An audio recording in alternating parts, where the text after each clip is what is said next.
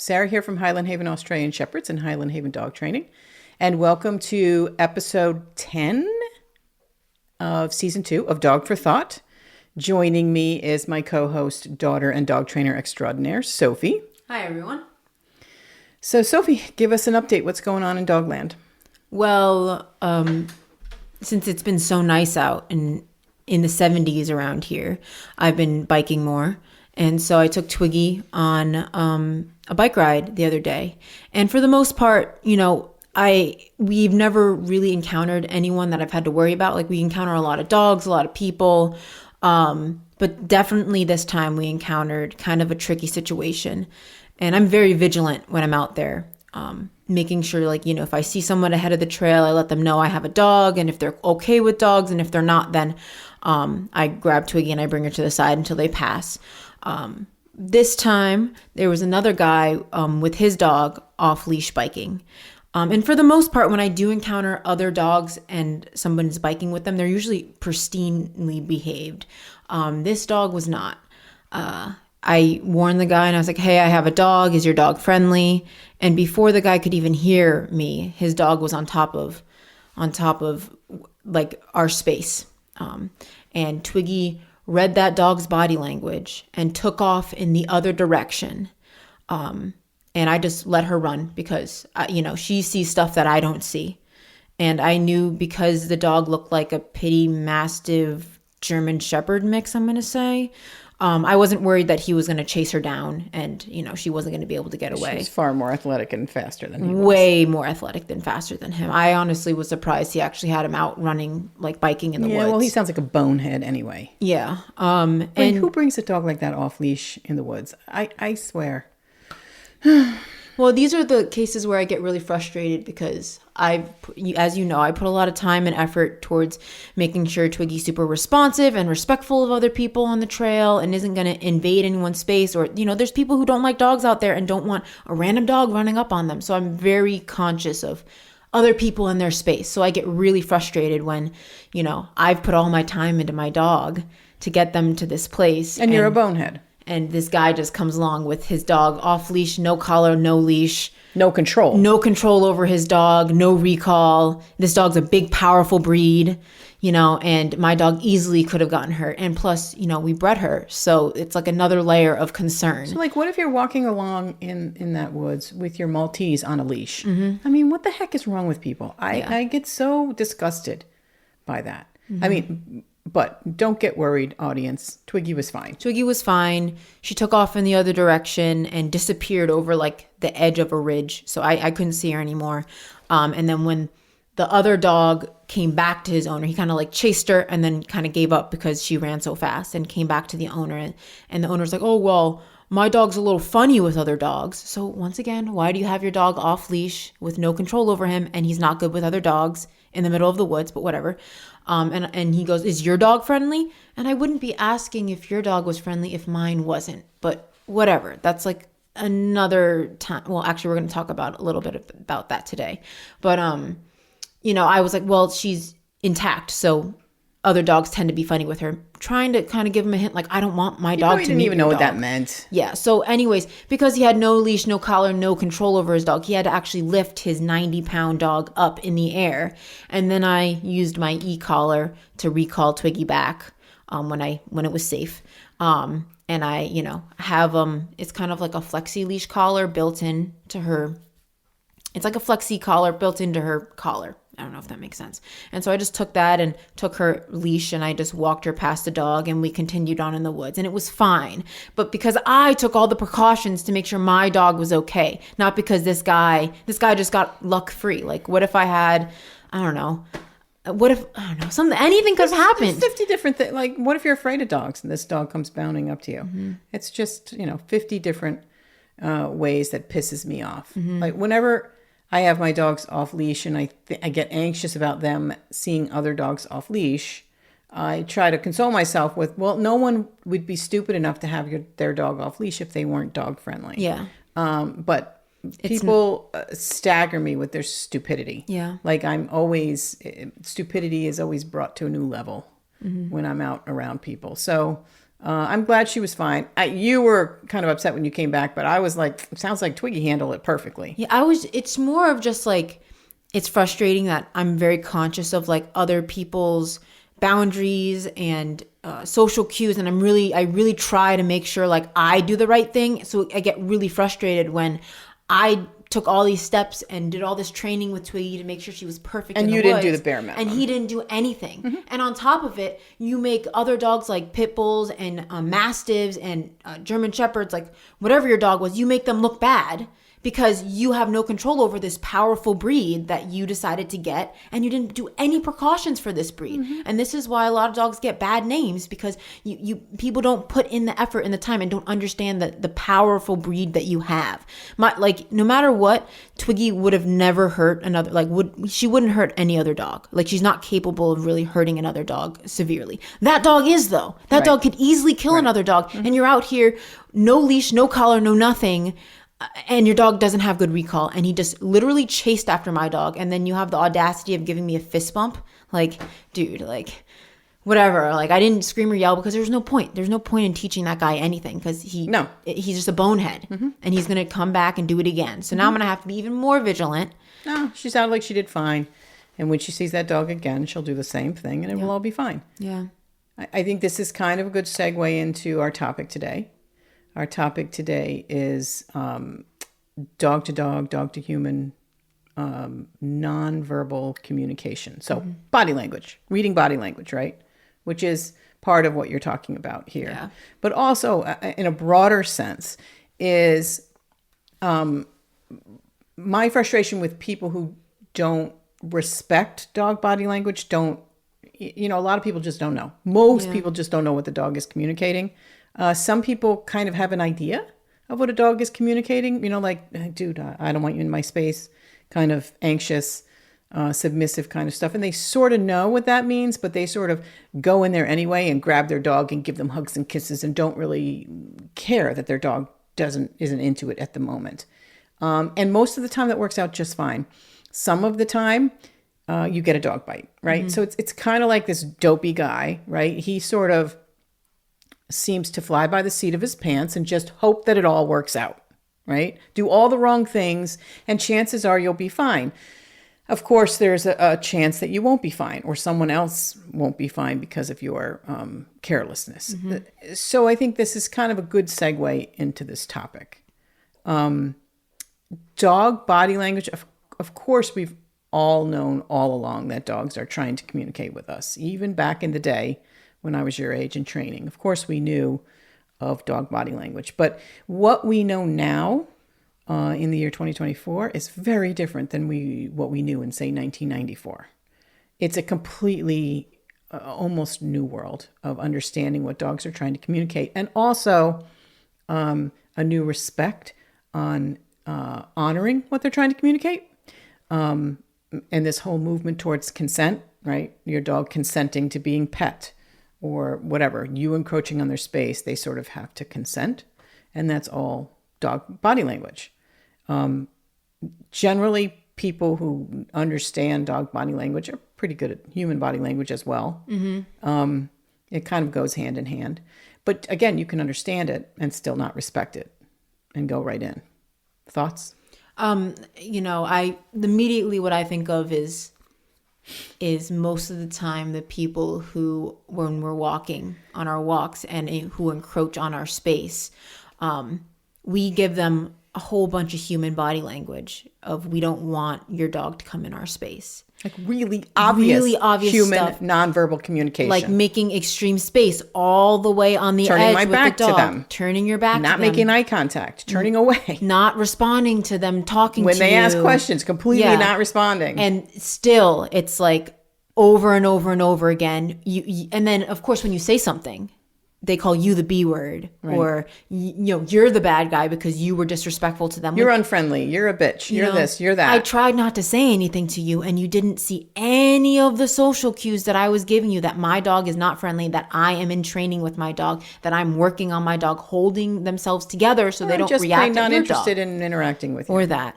And people still don't see it. Yeah, I mean that's the eternal question for me, right? Is it that they don't see it? Or is it that they're ignoring it?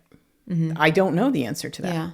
Is it that they're just focused on the dog, so they're not looking at my body language? Possible. My back is to them, so I don't know really what they're looking at.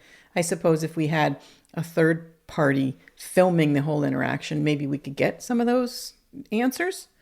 Yeah, that always surprises me, that people can't read other people's body language. Like, I get not reading dogs' body language because, you and me have a very particular eye. Like, whenever we go to clients' houses and we're like trying to point out stuff, the clients will be like, oh, I had no idea that, that ear twitch was him thinking, or him lowering his head and smelling stuff was him trying to self-regulate. Like, I didn't think about that stuff. But like basic human on human body language, where I'm not making eye contact with you, not responding to you, putting a lot of space between you and the dog. Like, I feel like you're human. You should be able to get some of this basic, this is like elementary body language that we're giving you. And you don't, like, that's my mystery behind it. I hate to bring race into this, but I think that's a big part of it too. And probably age. So I think that the younger you are, the more, I'm completely spitballing here. Maybe you're more respectful of people's body language and people's space and what they want. There's a lot of white privilege that goes on where you just go right in, right? You just go right into the situation. You don't really care. You're not really conscious of what other people want when they're asking for space or don't want to interact with you. Coming from a place of white privilege, you might just bully yourself right into that space anyway. Certainly, the older generation is going to have a different upbringing, been socialized differently than younger generations. So I wonder how much of that plays into it. We, by and large, encounter white people on our walk. Yeah. Older white people. Yep. Because we walk during the day, so we have a lot of retirees that will be out there walking their dogs or whatever. A lot of older white men. I wonder how much that plays in it. And that's not so much a criticism as a curiosity of mine. Like, I wonder how much that is a part of the way they were socialized and brought up and how they understand the world might be affecting that. I don't know. I think that'd be interesting. We don't come across a lot of people of color on our walks for whatever reason, except on the weekends when a lot of people from the city come up. That's a whole different ball of wax. Yeah. Because that group of people tend to be very dog focused or very dog avoidant. It's one or the other. Yeah, it's one not or the other. And for the most part with the city people is, they're doing their own thing. Like, they're not really, they're so used to just cutting in front of dogs on the street and stuff that they don't think that I'm creating all this space and you want to go directly into the woods, so therefore you're going to cut directly in front of me and not give me any space whatsoever. That's like a normal city thing. So that's right. like being socialized in the city. So I don't really get offended during those moments. I just kind of let them do their thing because I'm just like, you're not even consciously thinking because you're so used to being in a packed city. Right. Having no space. So, and we're very suburban. So that's where we're socialized, right? And there's all this space. And so it's frustrating when people don't take advantage of the space. Yeah. So there's all of these coming from a cultural point of view, coming from a societal point of view, a generational point of view, all of this. I don't know why I'm going off on this tangent, but I try to make sense of these things. And I wonder how much all of those things are involved in their decision to continue to move into our space when we are clearly indicating to them nonverbally that we're not interested. Or even worse, like we're asking them not to without saying anything. And then, of course, as soon as you do, you're the bitch. You're unfriendly and the bitch. And you make them feel ashamed, right? It's a shame response for them. They're embarrassed that they didn't listen to your cues. And you now had to tell them like a child, please do not approach me. Then they get mad at you. Yep. I think probably some of our audience is going, yep, happens to me all the time, and other part of our audience is going, why is she making this about race? But we all come, I guess the reason I try to think about this is because if I can understand where they're coming from and it's not a place of being a dick, I can be more generous. And not get so upset. And everybody comes at it from their own life experience. And it would be interesting to maybe understand that a little better from my point of view. So maybe I could just be a nicer person. Not a nicer person, a friendlier person maybe. I mean, I feel like we really do try. And I think my biggest technique, what we've learned over the years is anytime I'm walking and someone wants to meet my dog, or they try to encroach on my space, or they try to touch my dog, I always go, "Oh, I'm sorry. She's in training and my trainer would kill me." And blame it on somebody else, because then they don't have this like innate shame response to like go after you. And I always blame it on my trainer, even though I'm the trainer. So I'm really blaming it on myself, but they don't know that. Well, interesting. I took I took Tula to Tractor Supply. The local Tractor Supply did not have my dog food. We get a subscription, so they deliver the food and they were out of it. So I had to drive a half an hour to the local Tractor Supply, and I thought, well, it's the afternoon, let me make a training session out of it. So I threw Tula in the car because I have not taken her out into the world in that kind of situation where she's in like a store or Home Depot or something like that in quite a while. She's 7 months old now, and I wanted to see what her reaction was. I've done a little bit of that here and there for the last 5 months with her. When it was convenient, you always took her. It's not something I did regularly, but it's a good gauge as a trainer, as an owner, to sort of see where they are developmentally. And see if maybe you have some holes in your training or your socialization, your desensitization program that maybe you need to focus on.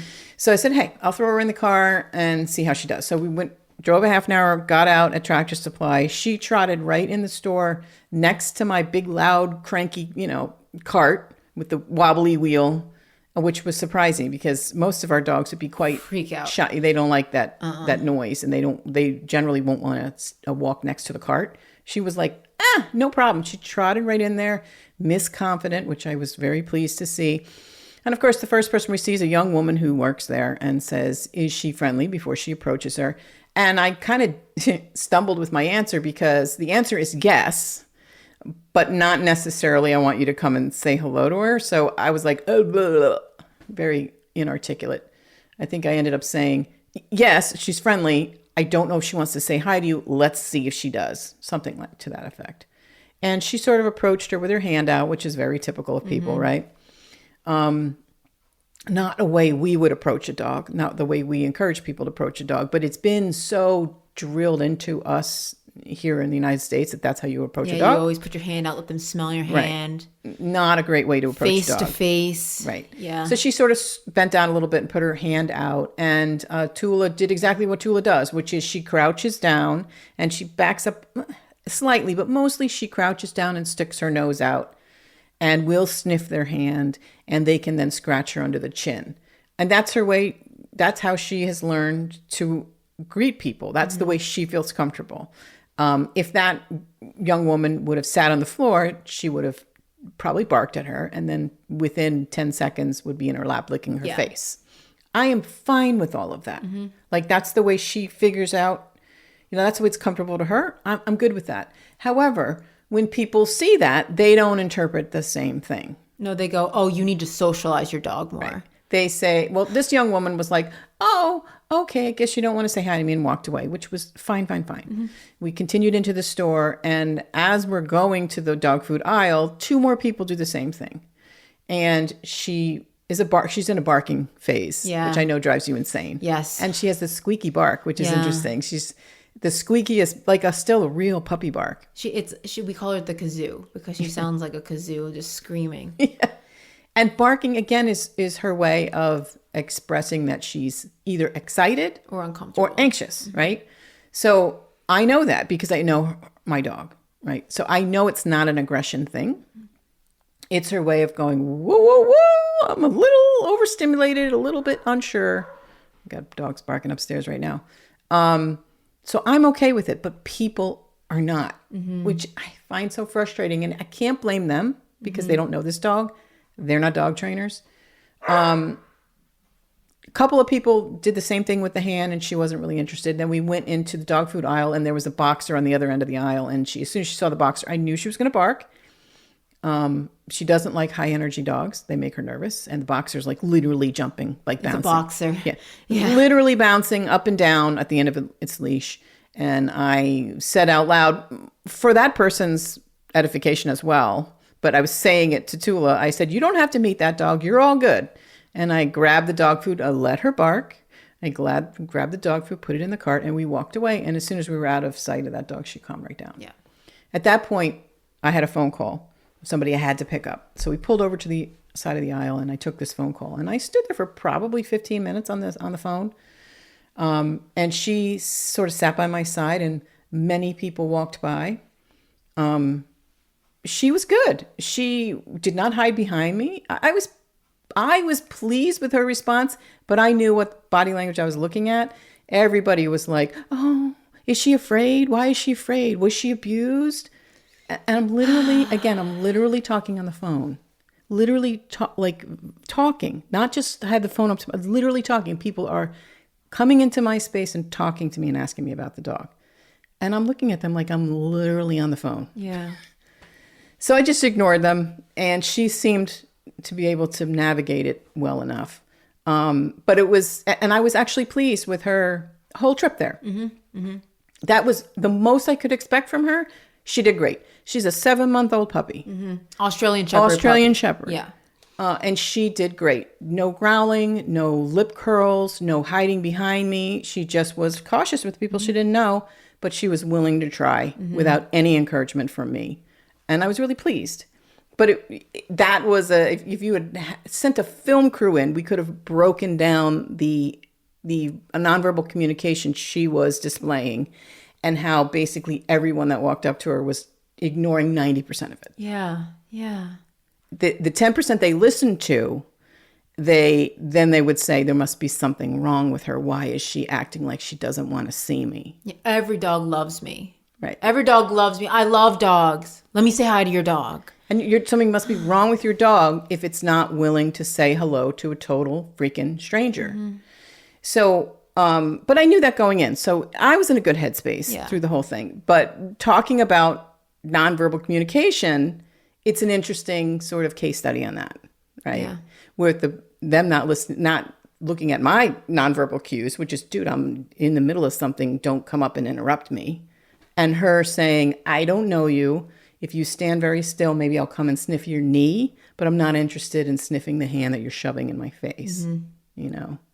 So why don't you give an example of how we like to introduce ourselves to new dogs, which happens all the time because training dogs come here for drop off, and it's literally the first time we meet them. Yep. And some of them are very funny with new people. So, you know, a lot of the times we have paperwork that our clients will fill out. And a lot of the times if it's, you know, a dog that's reactive or not great with new people or stuff, we'll kind of go over the paperwork before we meet the dog. So that they fill out a dog history report. So we have an idea of the behaviors that we are going to see and that we need to work on. Yeah. And a lot of the times, like, we'll see the report and then we'll see the report and then we will kind of adjust ourselves based off of what the behavior that they're showing us is. But for the most part, I don't make eye contact with the dog. I don't acknowledge the dog. I am talking to the human. I'm letting the dog kind of smell around me, completely just pretending like, kind of treating them like a cat, you know, just completely ignoring them and letting them kind of feel comfortable. And then when they come and if they're like sitting down, wagging at me, looking at me, then I will kind of put my hand down and kind of scratch under their chin and stuff, not on top of the head, always under the chin. You know, so for the most part, we ignore the dogs. And I think it freaks the owner out. So when the owner comes out, we literally have to say, you know, we're not ignoring your dog. We're just trying to get a gauge of how they're feeling and stuff. So we don't want to like invade their space and we want it to be as smooth as possible. So don't take offense that we're not saying hi to your dog right now. This is going to be a slow process, especially if it's like an Aussie that's coming in with reactivity. The Aussies always fall apart in the beginning. So it's very rare. Usually in the middle of a hissy fit inside the car. Yeah, in the car. And sometimes when it's bad, we have to we'll go inside the kennel and be like, you get the dog out of the car in the best way possible for your dog and bring them inside. So we're not creating more chaos with us being outside and them not being good with people and freaking out and jumping on the glass or whatever the case is. But for the most part, we ignore the dogs. Yeah. Well, it seems like, it seems like we are. You phrased it better before. We're not ignoring them. It seems like maybe to the layperson that we're not ignoring them. What we're really doing is not acknowledging the dog, and we're letting the dog sort of get our scent from a distance, which is usually a few feet away. So, you know, they're usually on a shorter leash, and I usually stay out of leash radius for the first few seconds.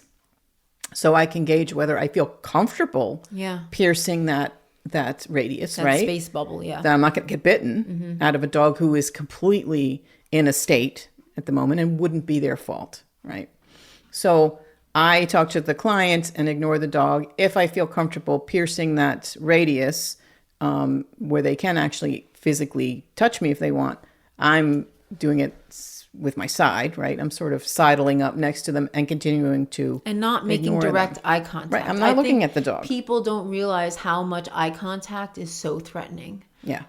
I never make eye contact with a dog that I'm meeting, and people are like, "Oh, what do you don't look at their eyes? You don't look at them?" No. I just don't make direct. I don't stare at their soul into their soul with my eyes. I just kind of like have my eyes around and I'm looking at their body language and I'm looking at their ear placement and I'm looking at if they have hackles up or if they're crouched low or if they're standing tall, or I'm looking at their body. I'm not really looking at their eyes because direct eye contact is very threatening to dogs, and most people don't really see that. Most people, especially, it's very natural for people to look yeah, right because that's in what the humans eyes. do to that's each other. That's how we're socialized, yeah. right? But dogs do not look. If you ever see two dogs interact, a lot of the times they do not make direct eye contact with Well, each not other. if they're trying to be non-threatening. If they're trying to be threatening, they are making very hard eye contact.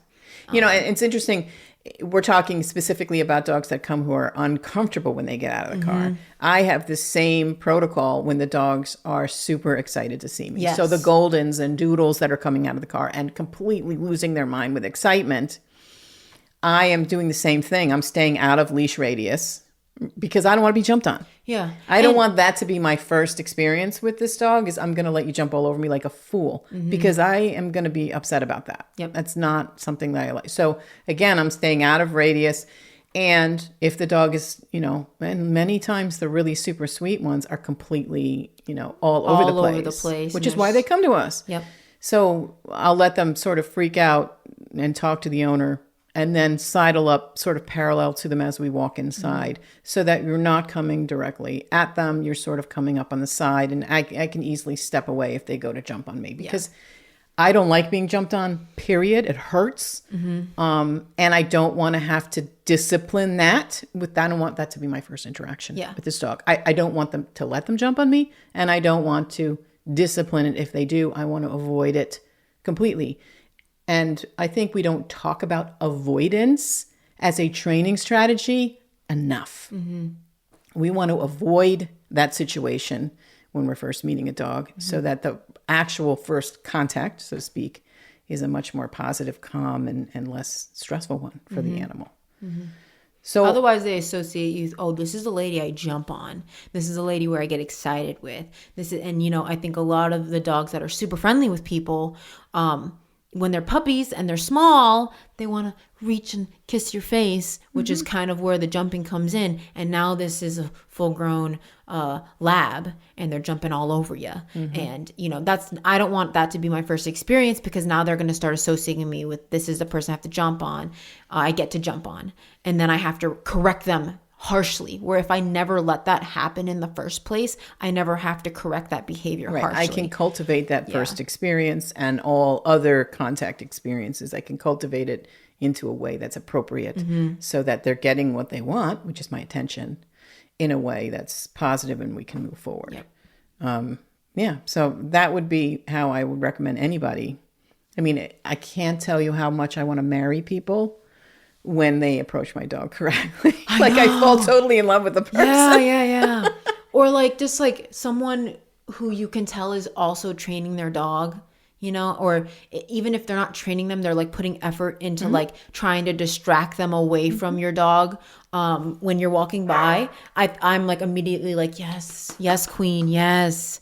Thank you for putting a little bit of effort in there. Right. Or at least reading my body language. I love when I hear when we walk by and the lady, a lady or a guy will say, mainly a lady, will say, oh, they don't want to say hi to you, buddy. Let's keep going. Come on. They're not friendly. They don't want to say hi to you, and first of all, that's letting, kind of, even though the dog kind of understands that. It's not really for the dog. It's for the human to hear. Human. Yeah. That, I'm respecting your boundaries. We do that with kids all the time. Yeah. You'll find that when you're a mother. You do that with your kids all the time. No, we're not going to stand in the aisleway because this gentleman wants to get by. Yep. You're not really saying that so much to the child as to indicating to the other adult that I'm trying to move him out of the way. Yeah. I respect your Give me a second. So Yeah. that's something that you'll do when you have kids as well. You should talk about when you went to that ice cream place with the lab. Oh God, Mikey. Yeah. That's a great one because it was like every single, well, there was actually a group of people there. The lady just didn't know how to handle her own dog. Yeah, no. So we went to this ice cream place up, a little bit north of us for dinner. Not, just to pick up dinner, a couple of hamburgers, me and Gary, and you can sit outside. So we got our sandwiches and we were sitting out on the picnic table, and there was a group of 3 women, I'd say in their early 50s, who clearly were friends, and they went to get ice cream there, and they were sort of standing outside the door, a little group eating their ice cream. And there next to us was, at another picnic table, was a young mother with maybe a 4-year-old son. And this older woman, I'd say in her late 60s, walked up with this black lab mix named Mikey. I know that because she said his name about 50 times in the course of 30 seconds. And I'm watching this because that's just what I do. There's just no way around it. As anybody who's, if you're into cars and a cool car walks by or drives by, you're going to be completely invested in the car. That's what you do when you're invested in dogs. So I'm watching this whole interaction, and Mikey, the lab mix, does not want to be there.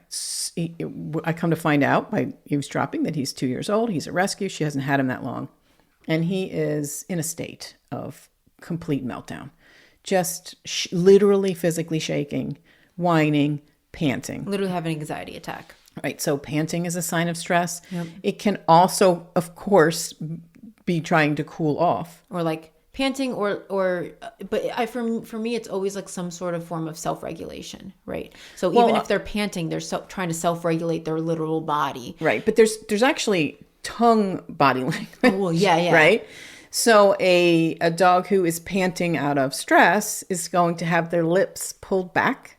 And it's like a wide tongue, like their eyes are generally going to be large. Mm-hmm. You're going to sometimes see the whites in their eyes. Their ears are going to sort of be pulled back in a stiff position. Mm-hmm.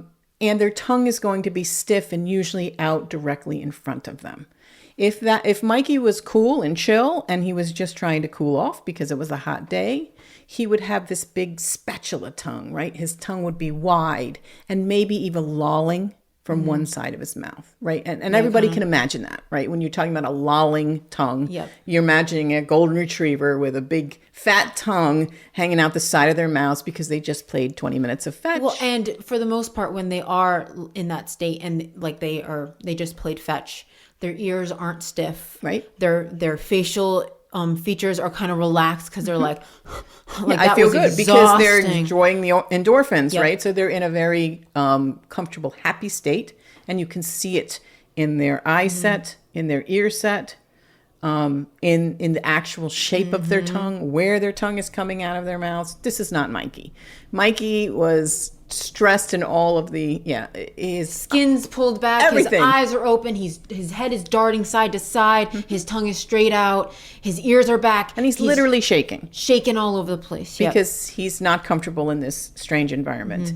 And this woman, I'm sure, had all good intentions. She is trying to, quote, socialize him, which you and I would say, this is not socialization. No, he's over threshold, so this was never going to be it's just a negative experience. Yes. Start, middle, end. Totally negative for poor Mikey. So the woman with the little boy looks at him, at the dog, and the older woman, Mikey's owner, says, "Do you want to say hi to him? He's very friendly." And the mom says, "Okay, you can go say hi." And the woman then tries to put Mikey in a sit, and he's just locking his legs, and she tries to turn his butt to the child so the child won't get jumped on. And the kid takes about 2 steps towards the dog, and the mom says, "Oh, never mind. Mikey doesn't want to say hi to you. Come back here." And I was super glad about that because I did not want to get involved in that. And I would have been uncomfortable saying to that mom, I wouldn't let your 4-year-old say hi to that dog. I didn't want to be in that. No. And I'm always visually watching people who are like greeting 2 dogs together or having a kid go to a dog that I know is stressed out. My eye's always there because I'm ready to jump in there and have to break that dog off of that kid or off of another dog because that's just how we work. Because we're always looking at body language. And I don't want to be the busybody know-it-all. No. I don't want to be involved. Don't do it. And I don't want to be People telling that can't help mom it. what's right and Yep, wrong for it's her her kid. I don't want to be telling that pet owner what's right and wrong for her Yep. dog. She doesn't know me from Adam. I could be some idiot who doesn't know anything about Yep. dogs. I try not to get involved, but in situations where there's a kid, I'm always my eyes. I didn't think always- Mikey was going to hurt him, but I thought Mikey might snap at him out of fear. I didn't think the kid was in mortal danger.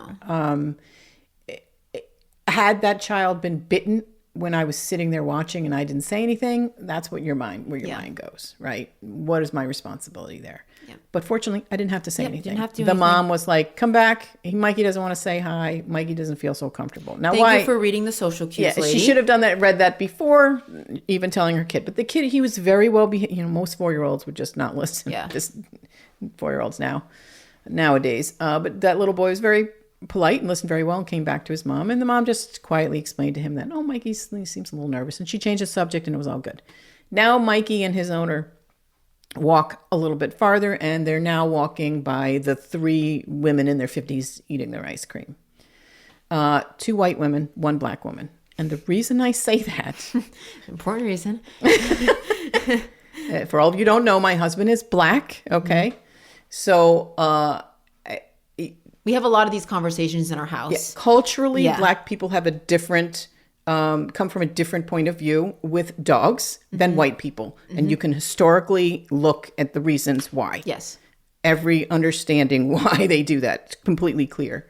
The 2 white women struck up a conversation with Mikey's owner. The black woman never said a word and never wanted anything to do with this She dog. was eating her ice cream.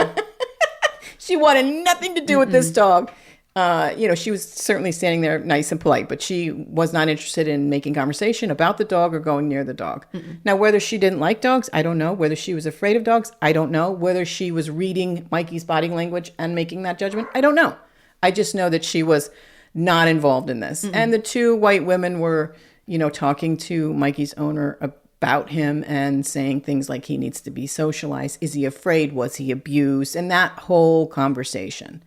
And then one of the women squatted down and put her hand out to Mikey, who just wanted to freaking leave. He just wanted to go home, man. He was literally pulling at the end of the leash away from these people.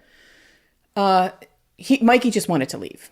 And I just was under my breath quietly speaking to your dad as we're sitting there, like narrating the entire thing. But to be fair, that's just what we do. I can't help it. It's the same thing. And that's why, me and my girlfriend talk about this all the time because she's a dog person too. It's like every single time we see some sort of crazy interaction, we're like, can you believe that? Blah, blah, blah, blah, blah, blah. Because our brains, that's just how our brains work. I can't turn it off, I mean, I think that the woman who squatted down to say hi to Mikey made herself small. Good intentions. I guess, yeah. And I would not make myself small to a dog who was that stressed. I would just not interact at all because you don't know. You have no idea what Mikey's experiences are and where he's willing to go out of how scared he is. Out of fear. Fear can drive a dog, to do any dog is things. capable of anything if they're under enough stress. Yeah, and he was obviously under a lot of stress. Your dad said to me, "You're not working, turn off," because I just was narrating the entire thing. And I just laughed and I said, well, I can't turn off. Yeah, I can't turn off this either. whole thing is just upsetting to me. And it's all with good intentions. Like Mikey's owner was trying to do the right thing. The mom with the son wanted to do the right thing. The woman who squatted down was trying to do the right thing. These are all good people who are trying to make this dog comfortable. But did not read any social cues, which is the whole topic. And then when you talk about a dog who then gets these experiences over and over again of humans not listening to them, Then they have to take matters into their own hands. that's when the anxiety comes out, right? No one's listening to me, so I'm either going to shut down or I'm going to turn on in a way that we don't want. Or I'm just going to melt into a puddle of anxiety and it's going to come out in all kinds of behavioral problems. So I think listening to your dog and respecting their cues and body language as nonverbal communication just in your house. A lot of times we want to pet our dogs and they don't want to be bothered at the moment. And I think that we have sort of sort of believe that dogs are there for us, right? They've been created for our entertainment and our, joy. And we sort of bulldoze over them when they're saying, please give me space. Yeah. Like I always think, imagine if I always put myself in the dog's shoes of like, imagine if I was saying like everything like I do. Like, okay, so there's this video the other day and there's this guy at the dog park and he was obviously a trainer and I don't know if he had a body cam or if he was videotaping with his phone, but there are these kids running around the dog park after this little dog and the little dog is like running away and they're chasing the dog and no one's saying anything. And then the little dog goes over and then sits down and turns his back to the kids and then the kids like grab his ears and stuff and he runs away again and then he ends up going underneath his owner and is like, Dad, please, that owner? Dad. And the owner is standing there having a conversation with someone and these kids are reaching underneath the owner's and they're getting into the dog's face, grabbing his face and putting their face on their face. That is a dog that is going to bite your kids in the face. That is a dog. Your kid should not be in a dog park if they don't understand body language. And you taught me and Jacob at a super young age not to go into like Isaac's face or go into Finn's face or whoever their face. You were very much to like respect their body language. Do you see how he's running away? Do you see this? Do you see that? These kids had no idea. And I don't blame the kids. But like the owner, like the dog's underneath your legs asking for you to help him. And now you guys just ruined a bit of your relationship because you didn't defend your dog. And the guy on the camera is like, please get your kids out of their face, blah, blah, blah. And then of course the guy's like, well, he's never bit anyone before. And I'm like, well, there's no day like the present. Yeah. He hasn't bitten anybody yet. Come on. And like, do we want to push him to that point? It's just so unfair to the dog. And if I were that dog, I'd be like, okay, this is the guy who feeds me and in whose house I live, but I don't have much feeling beyond that. Dogs bond to you when they trust you. And a dog who doesn't have their boundaries respected by their owner, it can't be a dog that trusts you, right? They have to trust when they say, no. Now, of course, there are times when we do have to say, I'm sorry, this is non-negotiable. I need to clip your toenails. You're giving me all the signals that you don't want me to do this, but this is something that we have to do, or we have to restrain you at the vet or whatever. Yeah, I was going to say at the vet, you have a great routine with Deacon and Journey and you're like, don't touch their heads. I will lift their ears. I'll lift their eyes. I'll lift their teeth for you. I'll do all that stuff around the head. But you can touch everywhere else except for the head. And you just have their head in your hands and you let them do a full body exam. And this is something you have to do. And you're going to get rewarded for this. And that is a way that you can, I don't know. Right. I mean, that's part of the reason that we have 9 dogs. We laugh about this, right? Because there's always somebody who wants attention. If I had one dog, I mean, half the time that dog really wants to be left alone. They love you a lot, but that doesn't mean that they want you to wake them up and shower them with kisses when they're just taking a nice nap in the sun. So I don't have to do that with mine because we got so many. And they rotate. They do. So it's fine. And that's an interesting one, right? I mean, they do have a limit. So they'll come if I sit on the stool at the island in the kitchen, which is where I work on my laptop. I should take a long video. Time lapse. A time lapse over the first 2 hours of my day, because basically every dog will come and spend a little time with me and then move away and go lay down. And then another one will come and they sort of do this whole routine. And there's certainly times when I communicate to them that I'm not interested in your interaction. And I expect them to respect yours. To respect my space and my boundaries. So of course, I'm going to try to do that for them. This is not something that we considered 30 years ago. No. And I think what I find most interesting, and I think this is why I wanted to talk about this topic, is that when I got back into official dog training rather than just training my own dogs and all that stuff in the last 5-6 years, I started learning about the new science that's come about, some of them being specific dog body language studies that they've done, right? Shaking it off. I mean, it's so obvious now when you see it, right? 20 years ago, nobody knew that. Like nobody was talking about that. There is an old Cesar Millan video from probably 20, 25 years ago when he first started, where the dog where he's at the house and the dog goes and drinks the water. Do you remember that video? It's Are fascinating. you talking about the lab? Or are you talking No, about... not that one. Okay, I don't want to talk about that one. He made a million mistakes, and he would be the first one, I think, to tell you he made a million mistakes in that video. He went to the house. I don't remember what kind of dog it was, but it was a dog who had some aggression issues, was being nasty to people, but not really an aggressive dog, right? And, he was, doing that thing that he does, which, that's really outdated at this point. But what the dog did was went and started drinking water. And they timed it, and it went on and on and on for minutes and minutes and minutes. This dog was drinking. Now, some might look at that and say the dog has a kidney issue. Or the dog's really, why is your dog really thirsty? Yeah.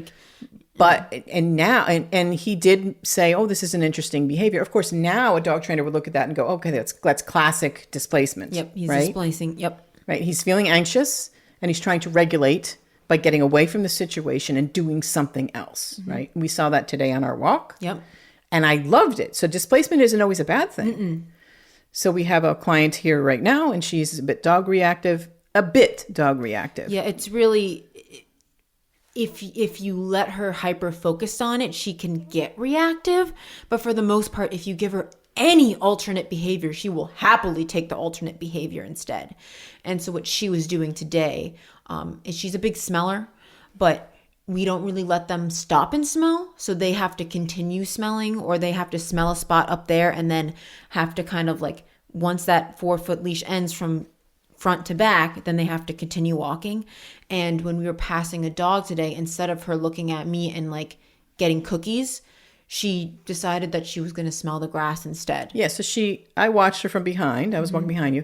She would look at the dog, sort of, not totally turn her head, sort of look at the dog, try to process that, stay under control. And this was out without you saying anything, which I thought was a great thing. So she would look at the dog, obviously start to feel anxious, and then she would put her head down and sniff, sniff, sniff, sniff, sniff, sniff, sniff. And then she would sort of take another peek at the dog and sniff, sniff, sniff, sniff, sniff. That is a great technique that she has learned to deal with her anxiety, right? It's a displacement behavior, which is fascinating. I wish I had caught it on video. I know, but this is what I'm talking about when it comes to like, this is going to kind of go back to a little bit of last episode with the e-collars. A lot of the times people will be like, my dog's reactive, I don't know what to do. And then trainers come and they're like, use an e-collar. They should be looking at you the entire time. This is a great example of a dog that does not need to look at you to be able to self-regulate. Right. I let her do what she was going to do. I saw that her hackles were going up a little bit, but I gave her a nice loose leash. I gave her the opportunity to make a good decision. And if she didn't make a good decision, then I was going to correct it and then bring out the cookies and start giving her an alternate a behavior to do. But she didn't need me. She already was self-regulating. And in those cases where they're like, they have to look at you, they don't need to look at you. They do not need to. No, if she is self-regulating herself, this is what I want. I want her to be able to pull herself together. Because who can better tell her how to feel better than herself? Exactly. She's in her own body. Exactly. She knows how she feels. And if she can figure out a way to get through this situation that makes her a little uncomfortable in a way that's socially appropriate, I'm fine with that. Perfect. Yeah, it's awesome. So, and then after you walk by, here's a cookie. Great job. Continue on your walk. Yep. I loved that behavior. Yep. I gave her a handful of cookies. I said, nice job. And then she shook it off. And yes, and then she shook. She literally shook off all the anxiety, all the tension that she was feeling. And we kept walking and it was a normal walk. Yeah, it was That's great. That's exactly what I want. So these are the situations where as a trainer, it's so nuanced. I said to you, I think you still had Dozer in your hand. Didn't you? Yeah. So normally we only walk one reactive dog at a time. So you had Dozer who is not reactive and this dog Willow. And then I had Tula on with me. And normally when we would come upon a dog, when you have a reactive dog, I will take the non-reactive one so you can completely focus. Yeah. In this case, you were like, you know what? I want to see where she's at. Yep. So I'm not going to even tighten up I'm not going to take the second handle on the leash. I didn't take the slack off the leash. I didn't ask her to do anything. Nope. I just let her kind of because we really want to again look at that nonverbal language and determine where she is on the scale of reactivity and what we have to work on, right? Had she exploded, that would have given us information. And it like, wouldn't okay, have been corrected so much. It would have been just shake it off, literally, for us. Shrug your shoulders and go, okay, I see where we're at. We're not there yet. Yep, now we got to backtrack a little bit. So all this stuff is super nuanced, which is the same with Tula in Tractor Supply, right? All of those behaviors, I have to turn my ears off because I get so offended easily by people who don't know what they're looking at and say offensive things to me because I'm sensitive and it's not actually what's happening. You get reactive. I do. Because I just want to shake them and go, that's not what's going on. Yeah. But, if I turn my ears off and I can analyze the situation as a trainer and as her owner, who knows her better than anybody, and determine whether that was a successful visit. And until I broke it down for somebody, an observer, I'd have to break that down and say where you are. So that's what we do when we're working with reactive dogs. So Will has only been with us halfway, for a week and a half. So she's only halfway through her training. And I loved that nonverbal behavior that gave us so many clues as to where she's at psychologically in this situation. She's much farther than I thought she was. And to go to that old, they have to look at me, I hate that crap. Yeah, I really, really Now, hate some it. dogs really do prefer that. I mean, we have, having an Australian Shepherd, for a fact that that's what they do. That they're bred to make eye contact with you. They're bred to look at you for directions. And that's what herding breeds are bred for. So when I'm working with, she's supposed to be like an Australian Shepherd pity mix, but she has hound in her, and I think the reason that is why she's so smelly. So I let her do what I thought her natural behavior was, which was smelling. And I'm going to let her do that behavior to self-regulate herself rather than look at me, which is a very Aussie thing. So this is when we talk a lot about breed body language and breed behavior and stuff like that. You have to take in account that we don't really know what she's mixed with, but she's showing signs of a hound, or she's showing signs of a herding breed, or she's showing signs of a terrier. And we go with that. You got to train the dog that's in front of you. And you got to observe their nonverbal communication and then make decisions based on that. So trainers who will say to you, you must do this in every case, is either a trainer who's not very good or a trainer who doesn't have the experience to understand that every dog's an individual and there's a period of learning their personality traits as well as their breed traits. And we got to work with them because personality and breed traits are not changeable, people. Yep. You know this. We drill this into your heads. They're not changeable. It's hardwired. So we got to figure out a way to work with them and flow nicely forward. And sometimes, a lot of the times, people will stop because their dog's reactive and stop and put them in a sit and put their back towards the dog and do all this stuff, which is, if your dog's fearful of another dog, you turning their back to this thing that they're scared of and putting them in a submissive position towards this object that they're scared of is not going to help the problem. It's going to exacerbate the problem. It's going to be like, this is exactly what you're scared of. Therefore, I'm going to put you in a weak position to make you not reactive. Well, if I see a monster, I'm not turning my back to the monster. I know. I'm not turning my back to the monster. I want to know where that dude is. That's my other frustrating part with that type of, people are really trying to do right. That being said, there are some dogs who do better. The alternate behavior they have developed is, I'm happy to sit and stare at your face, and I don't want to walk. Some dogs, when you're working with reactive dogs and you're walking by another dog, sometimes the movement of walking can be stimulating and make the reactivity worse. It's pretty unusual, I find, but some dogs, a minority of dogs, do better stopping and being offered an alternative. We've had a handful of dogs that where you're just feeding and they're either standing there or sitting or doing whatever. Most dogs do better when you keep moving, but not all. So to say I want you to turn your back to and look and stare at me in the face is not really a great technique. It doesn't even make sense when you break it down as a human. No.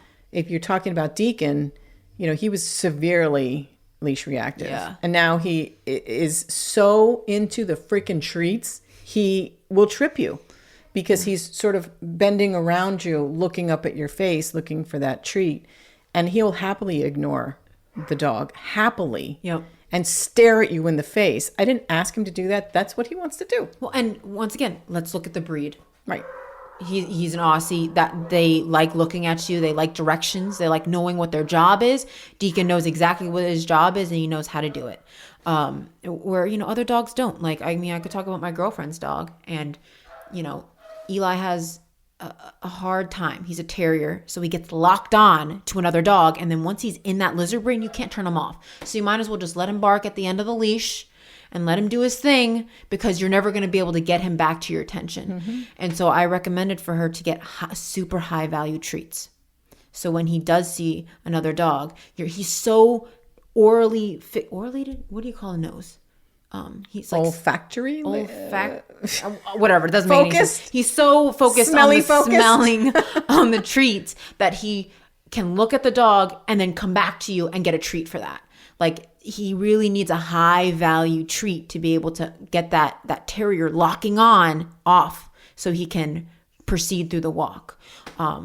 And that's been working for her pretty well with him. And with a dog like that, occasionally they're going to explode. Yeah, and it's just par for the course. You just have to shake it off and go, okay. Not a great walk today.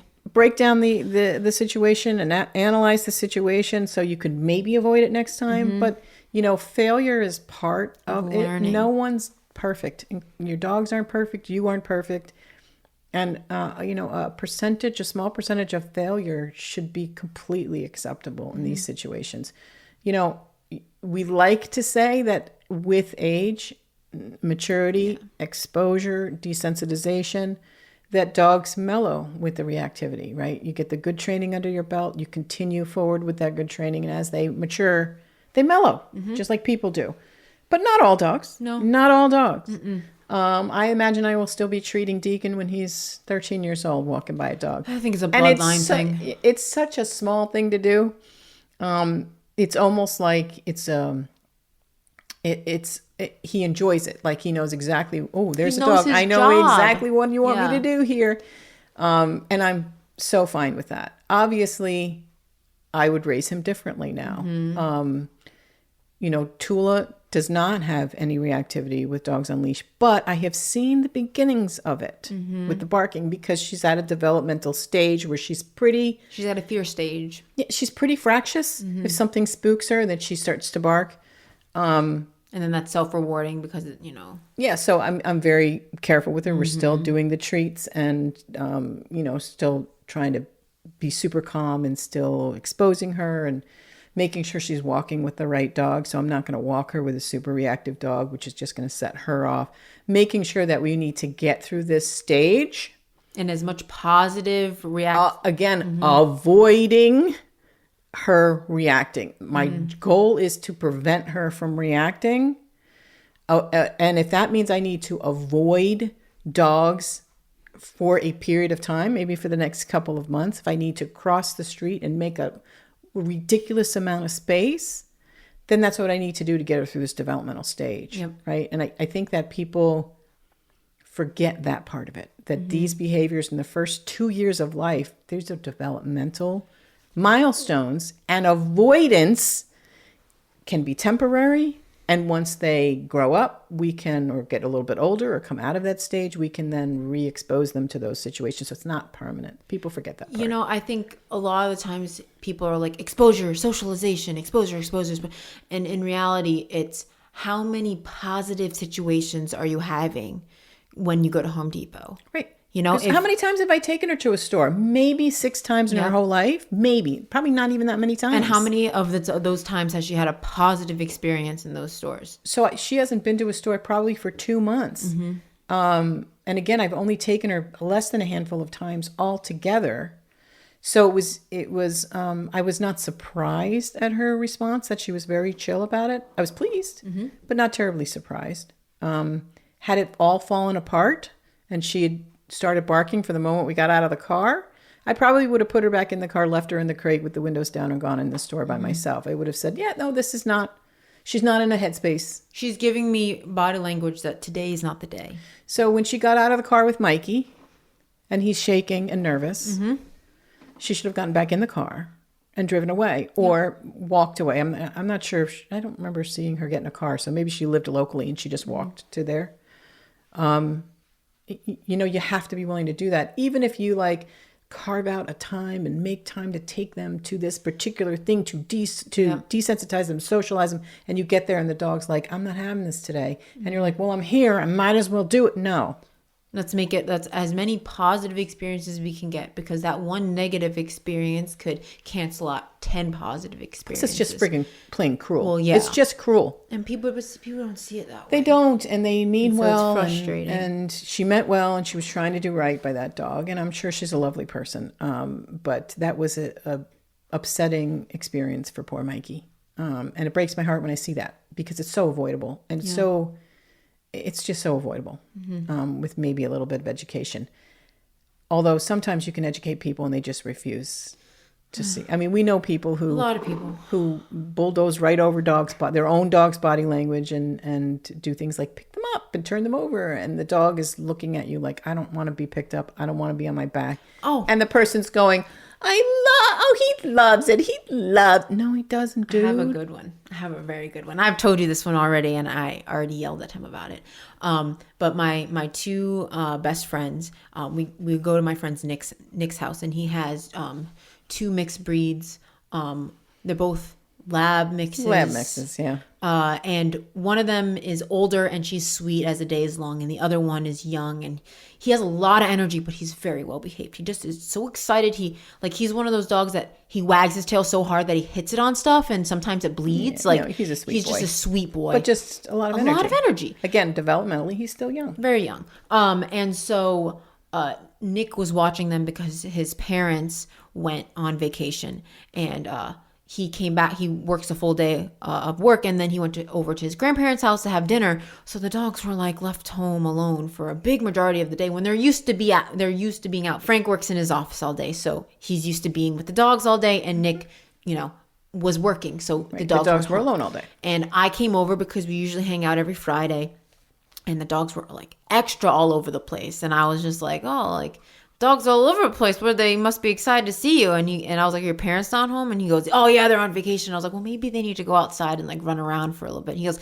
yeah, they haven't really been out all day.